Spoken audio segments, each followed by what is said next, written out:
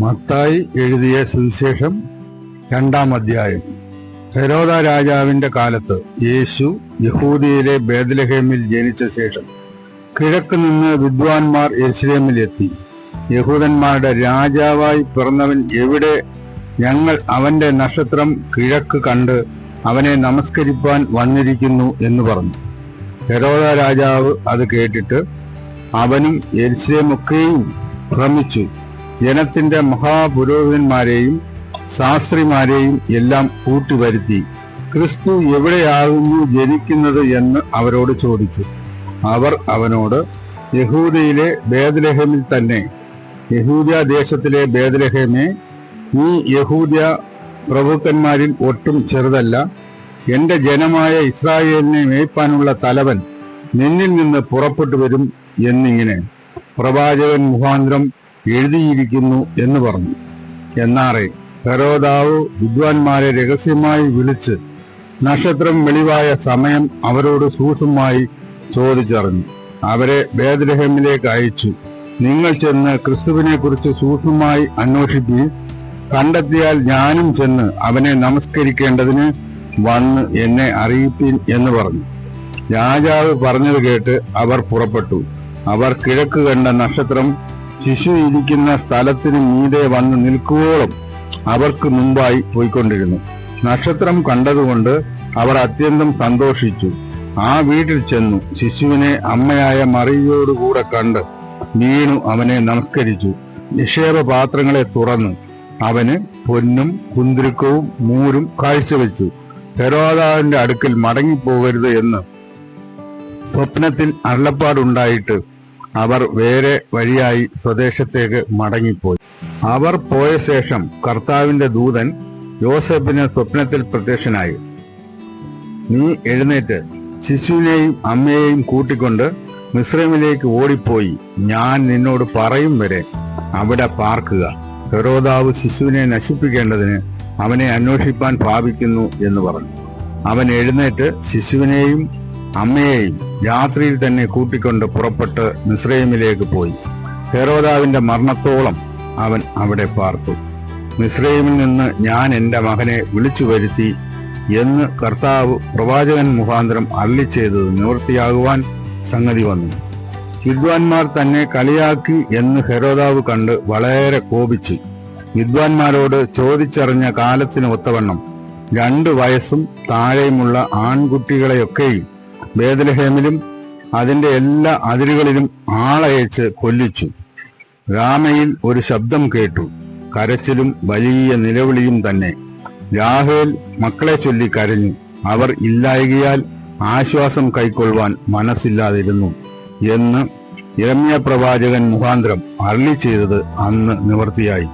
എന്നാൽ ഹെരോദാവ് കഴിഞ്ഞുപോയ ശേഷം കർത്താവിന്റെ ദൂതൻ മിസ്രൈമിൽ വെച്ച് യോസേഫിന് സ്വപ്നത്തിൽ പ്രത്യക്ഷനായി. ശിശുവിന് പ്രാണഹാനി വരുത്തുവാൻ നോക്കിയവർ മരിച്ചു പോയതുകൊണ്ട് നീ എഴുന്നേറ്റ് ശിശുവിനെയും അമ്മയെയും കൂട്ടിക്കൊണ്ട് ഇസ്രായേൽ ദേശത്തേക്ക് പോക എന്ന് പറഞ്ഞു. അവൻ എഴുന്നേറ്റു ശിശുവിനെയും അമ്മയെയും കൂട്ടിക്കൊണ്ട് ഇസ്രായേൽ ദേശത്ത് വന്നു. എന്നാൽ യഹൂദിയിൽ അർക്കലയോസ് തന്റെ അപ്പനായ ഹെരോദാവിന് പകരം വാഴുന്നു എന്ന് കേട്ടതുകൊണ്ട് അവിടെ പോകുവാൻ ഭയപ്പെട്ടു സ്വപ്നത്തിൽ അരുളപ്പാടുണ്ടായിട്ട് ഗലീല പ്രദേശങ്ങളിലേക്ക് മാറിപ്പോയി. അവൻ നസ്രായൻ എന്ന് വിളിക്കപ്പെടും എന്ന് പ്രവാചകന്മാർ മുഖാന്തരം അരുളി ചെയ്ത് നിവൃത്തിയാകുവാൻ തക്കവണ്ണം നസ്രേത്ത് എന്ന ഗ്രാമത്തിൽ ചെന്ന് പാർത്തു. അപ്പോസ്തലനായ പൗലോസ് റോമർക്ക് എഴുതിയ ലേഖനം അതിന്റെ 2-ാം അധ്യായം. അതുകൊണ്ട് വിധിക്കുന്ന ഏതു മനുഷ്യനുമായുള്ളവേ നിനക്ക് പ്രതിവാദം പറയുവാൻ ഇല്ല. അന്യനെ വിധിക്കുന്നതിൽ നീ നിന്നെ തന്നെ കുറ്റം വിധിക്കുന്നു. വിധിക്കുന്ന നീ അത് തന്നെ പ്രവർത്തിക്കുന്നുവല്ലോ. എന്നാൽ ആ വക പ്രവർത്തിക്കുന്നവരുടെ നേരെ ദൈവത്തിന്റെ വിധി സത്യാനുസരണയായിരിക്കുന്നു എന്ന് നാം അറിയുന്നു. ആ വക പ്രവർത്തിക്കുന്നവരെ വിധിക്കുകയും അത് തന്നെ പ്രവർത്തിക്കുകയും ചെയ്യുന്ന മനുഷ്യ, നീ ദൈവത്തിന്റെ വിധിയിൽ നിന്ന് തെറ്റി ഒഴിയും എന്ന് നനയ്ക്കുന്നുവോ? അല്ല, ദൈവത്തിന്റെ ദയ നിന്നെ മാനസാന്തരത്തിലേക്ക് നടത്തുന്നു എന്ന് അറിയാതെ നീ അവന്റെ ദയ, ക്ഷമ, ദീർഘശാന്തി എന്നിവയുടെ ഐശ്വര്യം നിരസിക്കുന്നുവോ? എന്നാൽ നിന്റെ കാഠിന്യത്താലും അനുതാപമില്ലാത്ത ഹൃദയത്താലും നീ ദൈവത്തിന്റെ നീതിയുള്ള വിധി വെളിപ്പെടുന്ന കോപ ദിവസത്തേക്ക് നിനക്ക് തന്നെ കോപം ഛർദിച്ച് വെക്കുന്നു. അവൻ ഓരോരുത്തന് അവനവന്റെ പ്രവൃത്തിക്ക് തക്ക പകരം ചെയ്യും. നല്ല പ്രവൃത്തിക്ക് വേണ്ടുന്ന സ്ഥിരത പൂണ്ട് തേജസ്സും മാനവും അക്ഷയതയും അന്വേഷിക്കുന്നവർക്ക് നിത്യജീവനും, ശാഠ്യം പൂണ്ട് സത്യം അനുസരിക്കാതെ അനീതി അനുസരിക്കുന്നവർക്ക് കോപവും ക്രോധവും കൊടുക്കും. തിന്മ പ്രവർത്തിക്കുന്ന ഏതു മനുഷ്യ ആത്മാവിനും കഷ്ടവും സങ്കടവും ആദ്യം യഹൂദനും പിന്നെ യവനനും വരും. നന്മ പ്രവർത്തിക്കുന്ന ഏവനും മഹത്വവും മാനവും സമാധാനവും ആദ്യം യഹൂദനും പിന്നെ യവനനും ലഭിക്കും. ദൈവത്തിന്റെ പക്കൽ മുഖപക്ഷം ഇല്ലല്ലോ. ന്യായപ്രമാണം ഇല്ലാതെ പാപം ചെയ്തവരൊക്കെയും ന്യായപ്രമാണം കൂടാതെ നശിച്ചു പോകും. ന്യായപ്രമാണം ഉണ്ടായിട്ട് പാപം ചെയ്തവരൊക്കെയും ന്യായപ്രമാണത്താൽ വിധിക്കപ്പെടും. ന്യായപ്രമാണം കേൾക്കുന്നവരല്ല ദൈവസന്നിധിയിൽ നീതിമാന്മാർ, ന്യായപ്രമാണം ആചരിക്കുന്നവരത്രേ നീതീകരിക്കപ്പെടുന്നത്. ന്യായപ്രമാണം ഇല്ലാത്ത ജാതികൾ ന്യായപ്രമാണത്തിലുള്ളത് സ്വഭാവത്താൽ ചെയ്യുമ്പോൾ ന്യായപ്രമാണമില്ലാത്ത അവർ തങ്ങൾക്ക് തന്നെ ഒരു ന്യായപ്രമാണം ആകുന്നു. അവരുടെ മനസ്സാക്ഷി കൂടെ സാക്ഷ്യം പറഞ്ഞും അവരുടെ വിചാരങ്ങൾ തമ്മിൽ കുറ്റം ചുമത്തുകയോ പ്രതിവാദിക്കുകയോ ചെയ്തും കൊണ്ട് അവർ ന്യായപ്രമാണത്തിന്റെ പ്രവൃത്തി തങ്ങളുടെ ഹൃദയത്തിൽ എഴുതിയിരിക്കുന്നതായി കാണിക്കുന്നു. ദൈവം യേശുക്രിസ്തു മുഖാന്തരം മനുഷ്യരുടെ രഹസ്യങ്ങളെ എന്റെ സുവിശേഷപ്രകാരം ന്യായം വിധിക്കുന്ന നാളിൽ തന്നെ നീയോ യഹൂദൻ എന്ന് പേർ കൊണ്ടും ന്യായപ്രമാണത്തിൽ ആശ്രയിച്ചും ദൈവത്തിൽ പ്രശംസിച്ചും ന്യായപ്രമാണത്തിൽ നിന്ന് പഠിപ്പിക്കിയാൽ അവന്റെ ഇഷ്ടം അറിഞ്ഞും ഭേദാഭേദങ്ങൾ വിവേചിച്ചും ജ്ഞാനത്തിന്റെയും സത്യത്തിന്റെയും സ്വരൂപം ന്യായപ്രമാണത്തിൽ നിന്ന് നിനക്ക് ലഭിച്ചതുകൊണ്ട് നീ കുരുടർക്ക് വഴി കാട്ടുന്നവൻ, ഇരുട്ടിലുള്ളവർക്ക് വെളിച്ചം, മൂഢരെ പഠിപ്പിക്കുന്നവൻ, ശിശുക്കൾക്ക് ഉപദേഷ്ടാവ് എന്ന് ഉറച്ചു മിരിക്കുന്നു എങ്കിൽ, ഹേയ് അന്യനെ ഉപദേശിക്കുന്നവനെ, നീ നിന്നെ തന്നെ ഉപദേശിക്കാത്തത് എന്ത്? മോഷ്ടിക്കരുത് എന്ന് പ്രസംഗിക്കുന്ന നീ മോഷ്ടിക്കുന്നുവോ? വ്യഭിചാരം ചെയ്യരുത് എന്ന് പറയുന്ന നീ വ്യഭിചാരം ചെയ്യുന്നുവോ? വിഗ്രഹങ്ങളെ വെറുക്കുന്ന നീ ക്ഷേത്രം കവർച്ച ചെയ്യുന്നുവോ? ന്യായപ്രമാണത്തിൽ പ്രശംസിക്കുന്ന നീ ന്യായപ്രമാണ ലംഘനത്താൽ ദൈവത്തെ അപമാനിക്കുന്നുവോ? നിങ്ങൾ നിമിത്തം ദൈവത്തിന്റെ നാമം ജാതികളുടെ ഇടയിൽ ദുഷിക്കപ്പെടുന്നു എന്ന് എഴുതിയിരിക്കുന്നുവല്ലോ. നീ ന്യായപ്രമാണം ആചരിച്ചാൽ പരിച്ഛേദന പ്രയോജനമുള്ളത് സത്യം. ന്യായപ്രമാണം ലംഘിയായാലോ നിന്റെ പരിച്ഛേദന അഗ്രചർമ്മമായി തീർന്നു. അഗ്രചർമ്മി ന്യായപ്രമാണത്തിന്റെ നിയമങ്ങളെ പ്രമാണിച്ചാൽ അവന്റെ അഗ്രചർമ്മം പരിച്ഛേദന എന്ന് എണ്ണുകയില്ലയോ? സ്വഭാവത്താൽ അഗ്രചർമ്മി ആയവൻ ന്യായപ്രമാണം അനുഷ്ഠിക്കുന്നു എങ്കിൽ അക്ഷരവും പരിച്ഛേദനയുമുള്ള ന്യായപ്രമാണം ലംഘിയായ നിന്നെ അവൻ വിധിക്കയില്ലയോ? പുറമേ യഹൂദനായവൻ യഹൂദനല്ല, പുറമേ ജഡത്തിലുള്ളത് പരിച്ഛേദനയുമല്ല. അഹമേ യഹൂദനായവനത്രേ യഹൂദൻ, അക്ഷരത്തിലല്ല ആത്മാവിലുള്ള ഹൃദയ പരിച്ഛേദനയത്രേ പരിച്ഛേദന. അവന് മനുഷ്യരാലല്ല ദൈവത്താൽ തന്നെ പുകഴ്ച ലഭിക്കും. എബ്രായർക്ക് എഴുതിയ ലേഖനം 2-ാം അധ്യായം. അതുകൊണ്ട് നാം വല്ലപ്പോഴും ഒഴുകിപ്പോകാതിരിക്കേണ്ടതിന് കേട്ടത് അധികം ശ്രദ്ധയോടെ കരുതിക്കൊള്ളുവാൻ ആവശ്യമായിരിക്കുന്നു. ദൂതന്മാർ മുഖാന്തരം അരുളിച്ചെയ്ത വചനം സ്ഥിരമായി ഇരിക്കുകയും ഓരോരോ ലംഘനത്തിനും അനുസരണക്കേടിനും ന്യായമായ പ്രതിഫലം ലഭിക്കുകയും ചെയ്തു എങ്കിൽ, കർത്താവ് താൻ പറഞ്ഞു തുടങ്ങിയതും ദൈവം അടയാളങ്ങളാലും അത്ഭുതങ്ങളാലും വിവിധ വീര്യപ്രവൃത്തികളാലും തന്റെ ഇഷ്ടപ്രകാരം പരിശുദ്ധാത്മാവിനെ നൽകിക്കൊണ്ടും സാക്ഷി നിന്നതും കേട്ടവർ നമുക്ക് ഉറപ്പിച്ചു തന്നതുമായ ഇത്ര വലിയ രക്ഷ നാം ഗണ്യമാക്കാതെ പോയാൽ എങ്ങനെ തെറ്റി ഒഴിയും?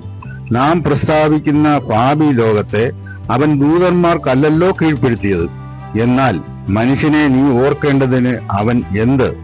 മനുഷ്യപുത്രനെ സന്ദർശിക്കേണ്ടതിന് അവൻ എന്തുമാത്രം?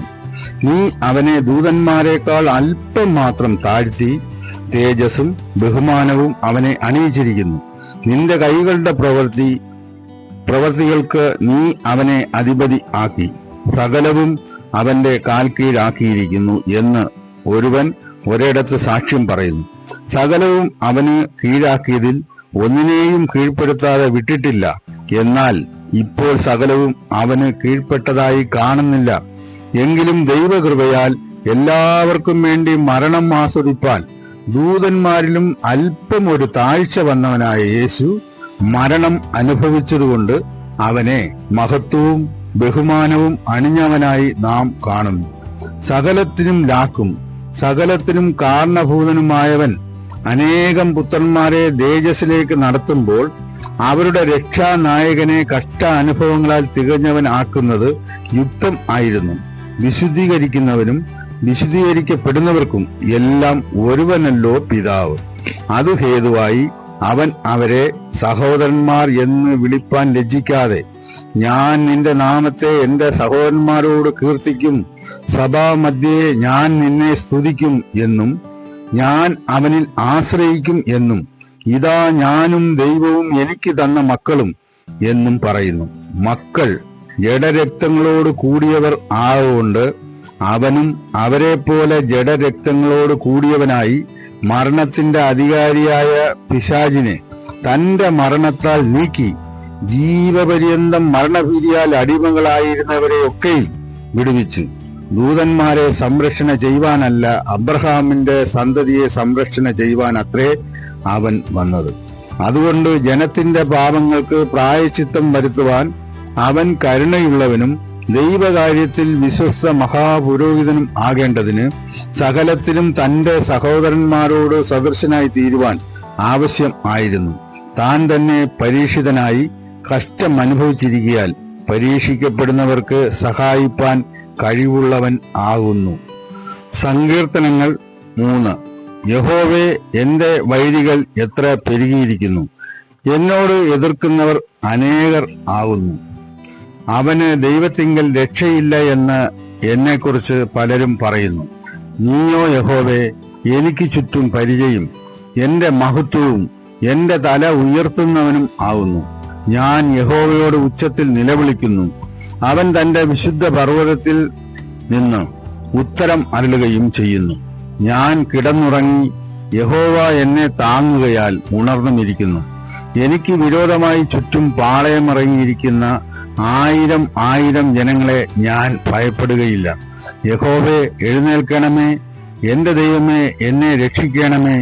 നീ എന്റെ ശത്രുക്കളെയൊക്കെയും ചെകിട്ടത്തടിച്ച് നീ ദുഷ്ടന്മാരുടെ പല്ല് തകർത്തു കളഞ്ഞു.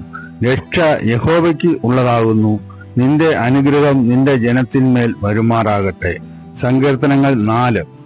എന്റെ നീതിയായ ദൈവമേ, ഞാൻ വിളിക്കുമ്പോൾ ഉത്തരം അരുളണമേ. ഞാൻ ഞെരുക്കത്തിൽ ഇരുന്നപ്പോൾ നീ എനിക്ക് വിശാലത വരുത്തി.